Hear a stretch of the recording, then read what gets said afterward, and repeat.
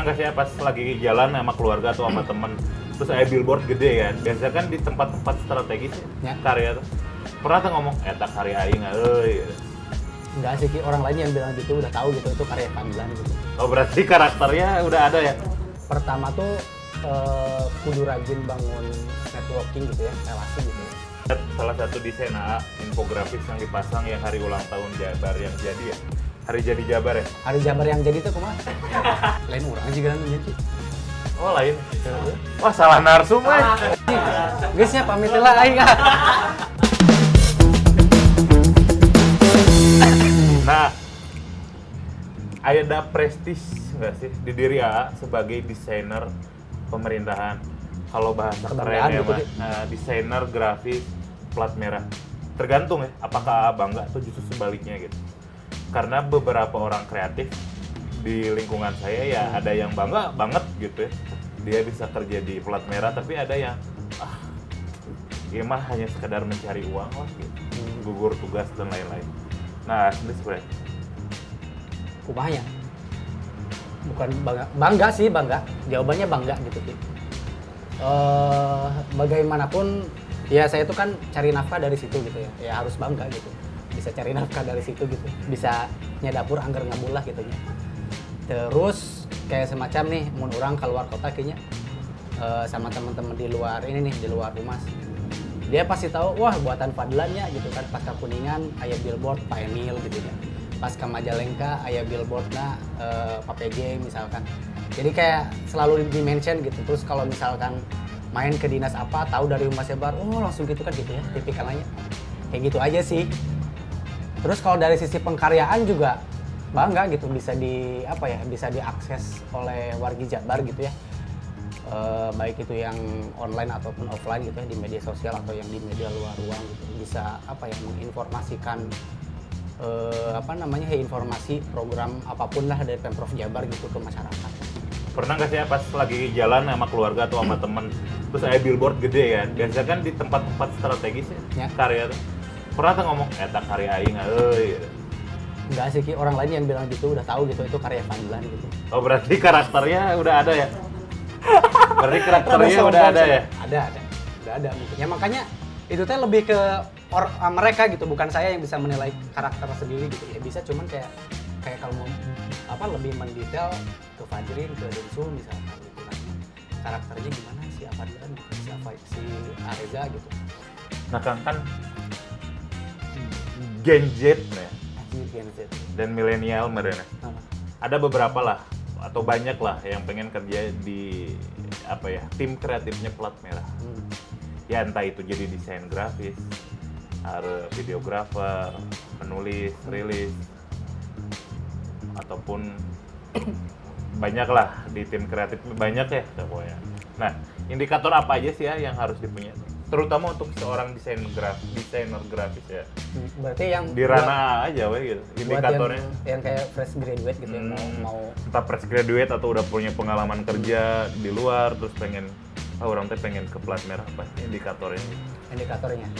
Pertama tuh kudu rajin bangun networking gitu ya, relasi gitu ya. Bersinggungan juga nih dengan nama programnya Cerita Orang Dalam gitu ya. Cuman mungkin kalau menurut saya kudu dibedakan antara relasi sama cerita orang dalam gitu ya. Kalau orang dalam kan ada kianya dan tanda kutip. Ya ada hubungan keluarga lain-lain lah. Gitu. Kalau relasi itu lebih ke ayah kayak semacam proses saya masuk ke rumah saja gitu ya. Dulu tuh kayak saya punya teman dia wartawan senior di Jabar lah di Kota Bandung gitu ya. Dia menginformasikan ke saya bahwa di Humas tuh lagi ya singkat ceritanya gitu ya lagi ada kayak mau bikin tim kreatif gitu. Nah itu kan punya relasi itu saya bukan punya orang dalam gitu ya. Terus saya datang ke Humas, kuncinya adalah punya portofolio. Nah ketika portofolio saya kepake ya terus, kalau enggak ya wayahna enggak gitu. Kayak gitu. Ya, itu kan satu relasi, kedua portofolio. Ya, kedua portofolio. Ketiga harus jadi anak baik. Oke sih banyak yang nggak baik juga. Oh nya jeung kudu nya buat mental gitu ya. Karena sewaktu-waktu kurang desainer grafis yang bisa diperbantukan untuk ikut sama tim video gitu ya, ngeliput gitu kan. Kayak gitu. Ya itu mah kan bisa sambil belajar. Ya teknis lah itu mah ya. Itu sih. harus siap deadline. Udah siap deadline, terus kemudian sewaktu-waktu mah ya gitu, misalkan pagi ke sore kosong, sore ke malam ada gitu kan. Biasa jadi kayak gitu. Ya padahal teh menghalalkan ngeluh kan banyak orang Nggak bilang apa-apa sih ngeluh, nggak apa-apa, manusiawi gitu ya, asal jangan berkelanjutan di si gelo. Puguh sering ngeluh teh mete gelo. Iya nggak apa-apa sih. Nggak apa-apa ya? Dan saya ge kadang suka begitu gitu, ngeluh gitu. Cuman ya udahlah, untuk apa gitu ya terusan ngeluh. Pernah nyobain di swasta? Nah eta ki Atau cerita-cerita dari teman misalnya swasta kayak gimana ngebandingin? kalau paling cerita dari temen ya, karena ya itu kan saya mah di awal berkarir di secara profesionalitas gitunya ya di humas gitu ya, belum di mana-mana lagi. Cerita dari teman mah cina perbandingan dengan startup gitu ya lebih terkonsep gitu ya secara workflow-nya. Terus ketika mau bikin logo misalkan tuh ya ada gitu kayak nge-sketsa dulu, terus nanti diserahin ke art director gitu-gitunya sih yang memang itu yang nggak ada di humas mah langsung gitu ya, minimal meren orang antar desainer ngumpul lah gitu, ngobrol masukan Brainstorming gitu. gitu. Nah, workflow dan tidak ada workflow. Non sih bahasa Indonesia teh nah anjir. Yang ada alur kerja sama yang nggak ada alur kerja.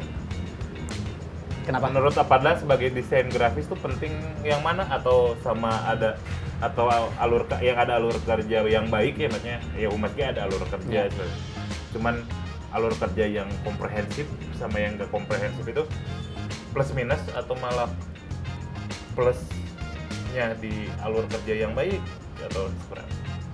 Kalau secara general mah memang secara harus lebih komprehensif memang ya Ki ya. Cuman kan dari kita mah kan orang teknis gitunya, kadang terlalu mendetail juga agak tricky gitu ya. Kudu nungguan nungguan itu gitu ya. Udah welah secara kasarannya aja gitu, kayak semacam kita tahu mau bikin infografis teh alurna misalkan ada request dulu dari pimpinan gitu ya, turun ke copywriter, cukup gitu aja gitu dari copywriter ya tinggal divisualisasiin sama teman-teman desainer grafis gitu misalnya. Cukup gitu aja sih sebenarnya kalau di humas gitu ya, nggak terlalu mendetail juga aman sih. Tantangan di plat merah seperti apa, mengingatkan gini ya, mungkin di plat merah tuh kan ada peralihan pemimpinnya tuh kan udah terjadwal, terstruktur gitu kan. Ya udah ada regulasinya, misalnya gubernur hanya 2 periode 10 tahun. Nah akan masuk ke peralihan ya, akan 2016 berarti waktu masuk di humas gubernurnya masih Pak Ahmad Heriawan, Pak Aher. Nah ketika 2018 kan Pak Ridwan Kamil ya. Nah ada nggak sih perbedaan gaya, kesukaan? Nah gimana sih, itu kan jadi tantangan. Nah gimana sih menjawab peralihan itu dan peralihan gaya untuk karya sendiri? Sempet ke kan lihat Kang Emil teh seseorang yang memang concern juga di visual gitu ya Ki. Agak rada merod lah gitu nya. Oh, Kang Emil kumanya gitu nya. 2018 masuk gitu. Karena pada zaman Pak Aher mah ya asal aman lah gitu, asal aya gitu desainnya gitu. Tapi ya tetap punya karakter si humasnya gitu kan.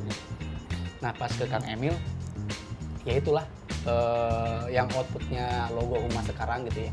Terus kayak dari guide warna dan lain-lain gitu ya.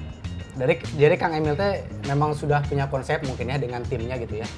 Si visual humas teh kudu kieu gitu ya. Secara menyeluruh gitu ya. Dari humas kan turun tuh ke semua dinas gitu ya. Jadi memang yang terlihat memang seperti itu Ki. Cuman pada saat eksekusi konten gitu ya, infografis dan lain-lain, yaitu kita bisa bukan keluar dari guide itu sih, tapi lebih ke eksplorasi dari guide yang udah ada gitu. Jadi tetap masuk itu si tesnya tuh. Nah, saya ingat salah satu desain infografis yang dipasang yang hari ulang tahun Jabar yang jadi ya. Hari jadi Jabar ya? Hari Jabar yang jadi tuh kumaha? Hari jadi Jawa Barat. Hari jadi Jawa Barat. Oh ya. Si grafisnya tuh megang balon banyak. Lain orang juga kan Ki. Oh lain. Wah salah narsum Geus nya pamit lah aing. Oh iya yang promotor. Oh eta kumaha dijieun konten eta rame. Nah, itu kan foto ya. Fotonya dipotong-potong. Nah, itu gimana sih ya? Kumaha? Ya ceritana proses kreatifnya. Proses kreatif. Apakah terdesak, terpaksa gitu jadi Tah, kayak gitu. tetenya karena memang orang bingung ya si Pak Mohtar itu tuh foto nu halus gitu nya. Teu naon kan ngomong gitu nya. Da foto ieu mah lain jelema nya. Foto nggak ada foto yang bagus ki. Jadi teteh foto nanti di slide PowerPoint. Aya di pojok leutik. Emang secara muka nama bagus gitu nya. Cuman secara gestur kan orang butuh space yang lebih luas gitu ya. Eta mah kan sekieu gitu. Makanya cek orang teh. Karena sering ngolah foto Kang Emil ya, Kang Emil karena sering ngolah foto beliau gitu ya. Akhirnya keingetan udah weh lah pakai badannya Kang Emil gitu ya. Akhirnya ya udah weh, saya cropping si mukanya ini. Mukanya Prof Mohtar itu ya. Digabungin sama badannya Kang Emil gitu. Makanya untuk beberapa orang Pemprov yang udah nggak mau, wah iya diedit cina ya udah wes sekalian ku saya diizinkan konten kan. Ya buat seru-seruan aja sih. Awalnya mah rada deg-degan sih ya bakal di ACC atau enggak gitu. Ternyata mungkin yang enggak ngeh juga gitu pas di ACC teh pakai jasna Kang Emil gitu ya. Cuman alhamdulillah sih enggak aman gitu. Dan, jadi emang apa ya? Dipaksa untuk berpikir dipaksa kreatif. Iya. Kreatif atau kepepet sih. kepepet. Karena aku kepepet yang geus we gitu. Kumaha carana gawean aman gitu dan pimpinan senang gitu. Selain terkenal sebagai desainer grafis plat merah, ada sebagai pembuat Kuningan Bu. Oh, nya nu di Kuningan ya. Ya. Itu bisa dijelasin nggak sih proses kreatif membuat logona? Eta teh kepepet oge ki. Ngerjakeunna di bus kan? Nya aya si Feby nya bener. Ayo di bus. oge. Ayo oke semuanya melihat gitu ya prosesnya. Proses awalnya gimana ya? Nya ya saya emang bukan berarti protesnya dan memang mereka teh mencantumkan tanggal deadline itu mepet-mepet ki.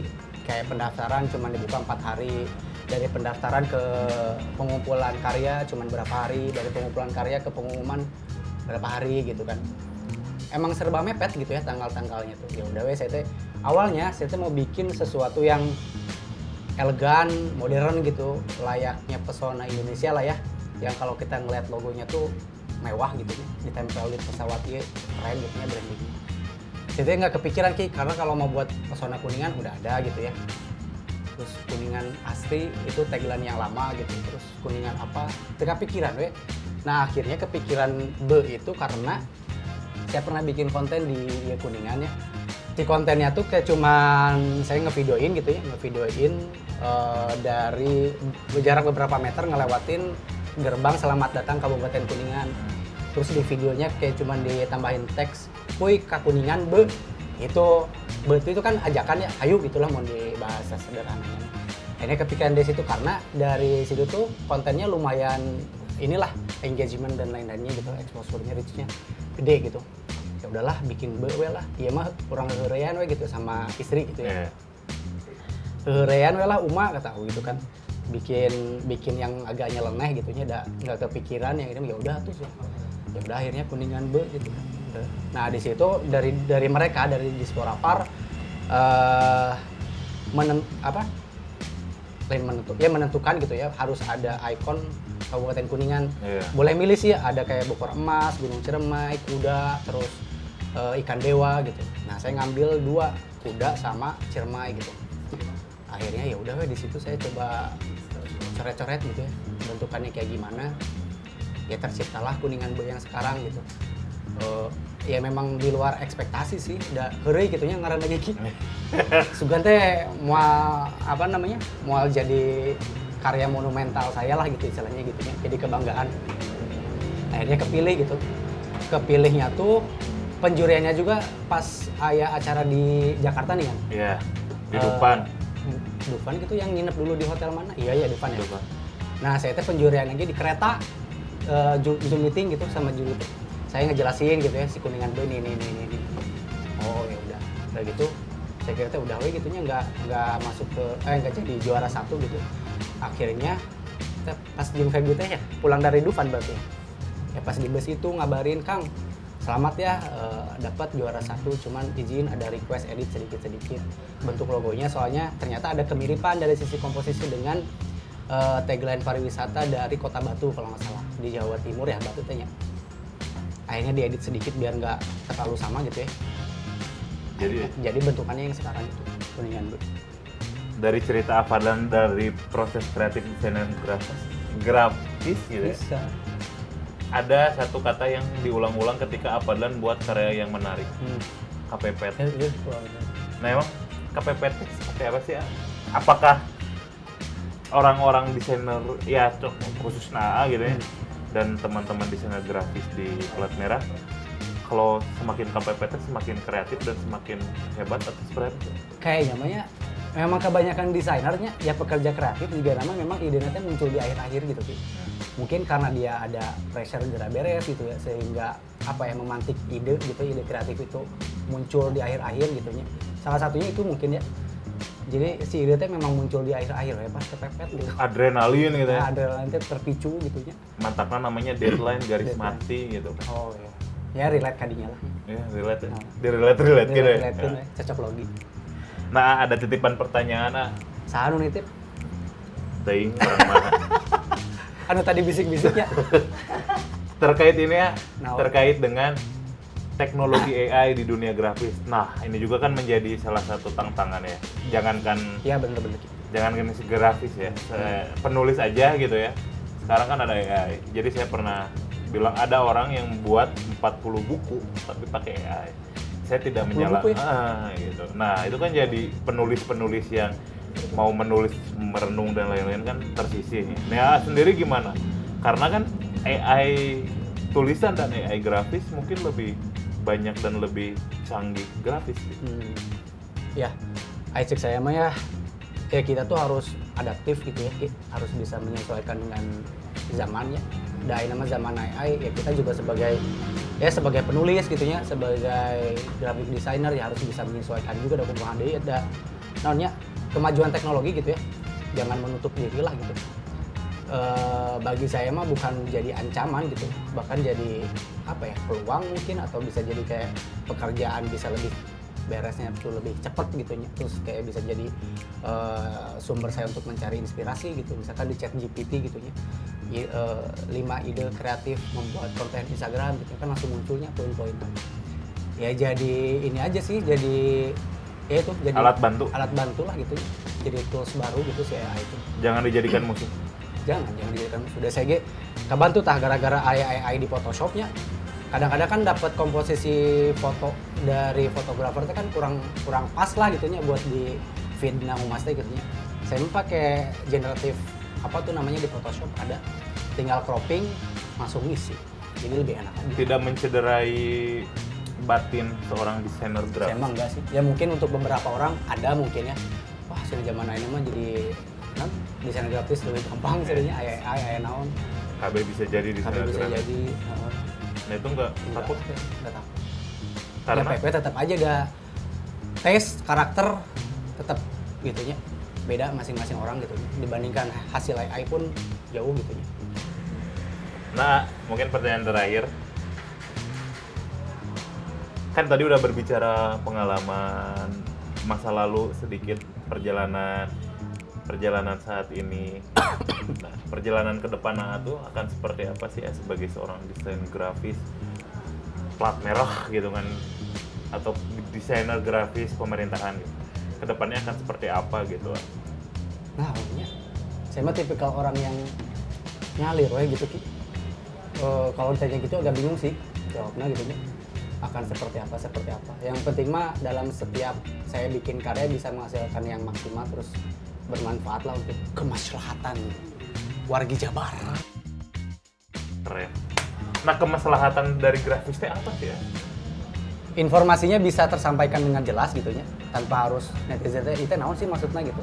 Itu udah berhasil buat saya mah gitu, udah kebahagiaan tersendiri gitu. Karena ya artinya saya bisa memvisualisasikan sesuatu yang tadinya yang masih berupa teks misalkan gitu ya, terus divisualisasiin secara komunikasi nyampe gitu ya dari saya ke apa namanya ke masyarakat gitu ya, ke netizen ya itu sih. Jadi gitu aja kepuasan. Itu aja lah, udah cukup Sederhana sederhana. Nggak mau neko-neko lah. Clear soalnya orang jawabannya naon deui gitu nya. Saridang. Mungkin kuat dong biar nanti Quote naon can nyiapkeun quote buat Quotes. buat quote nu keren misalnya sebagai seorang desainer grafis saya siap menaklukkan dunia atau apa atau misalnya tentang hidup tentang desain Make it simple but significant. Indonesia Ya buat sesimpel mungkin tapi ya signifikan gitu. Berdampak. Ya. keren.